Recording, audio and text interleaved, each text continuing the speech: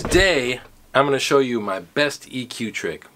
Well, it's not actually magical, but if you're not a recording engineer or a mixing engineer, you just might not know about it. Hey, I'm Steve in the Mix, and today I've just got a 2-minute tip on how to improve your EQ skills in a really short lesson. So today, just one thing. Let's go!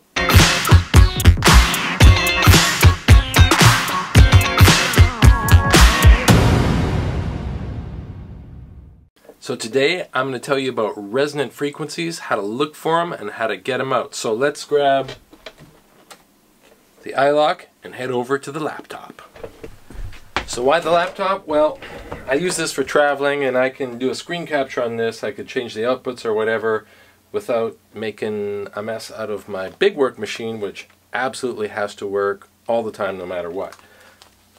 So I'm going to switch to the internal microphone here, so I'm going to sound a little bit different, but I'm going to show you how I go about looking for resonant frequencies, and I'm going to use a piano because I think it's the easiest thing to recognize. So if you start with something like a piano or guitar, you can find those frequencies easier. You can train your ear to find them. Look, it's not rocket science.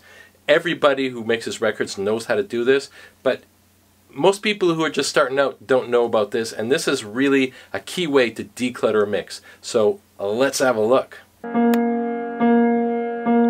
Make the Q up to about 20, so it's kind of narrow. Bring the gain way up, and move the frequency around. So we're getting that wah wah wah sound.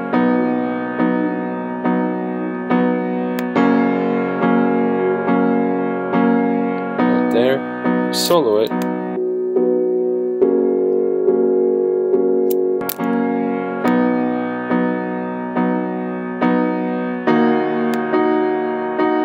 There's another one just below it. Oh, it's above it. That's it.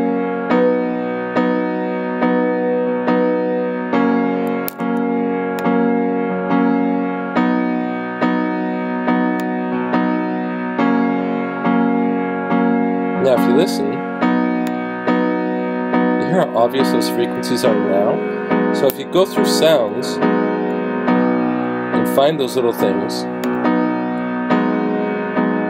can clean up a sound. I hear a little bit more.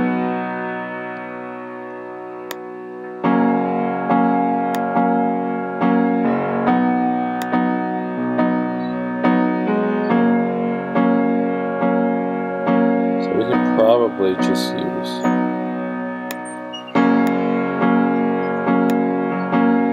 this one, make it a bit wider.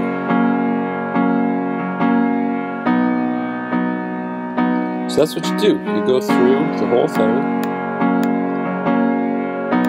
find those whistly tones and sounds. See, this is all fine. But where they stick out is where you want to pull them down.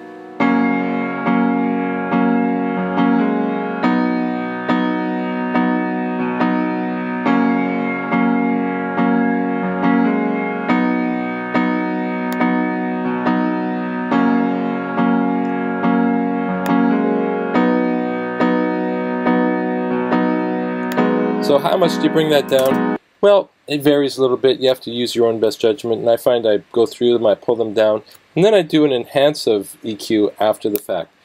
Okay, so that's how you do it. Short and sweet. I just wanted to deliver this really simple how-to today. So you go in there, you find those frequencies, take them out of all the instruments, but be a little bit careful, because I've had situations like where I've taken resonant frequencies out of, say, a drum machine like an 808, and the character goes away. So you also have to learn how to do a frequency puzzle. In other words, separate the EQs so that each instrument has its space, and we're going to touch on that on the next 2-minute tip.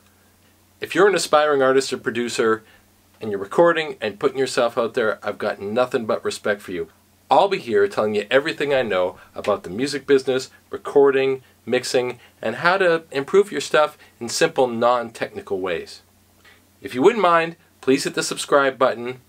It'd be so great if you could leave a comment, leave a tip for someone else who's coming next. If you've got something that you learned a little while ago, but it seems like it was a bit of a revelation or it really helped you out, share it so the person behind you can benefit from that too. See you next time.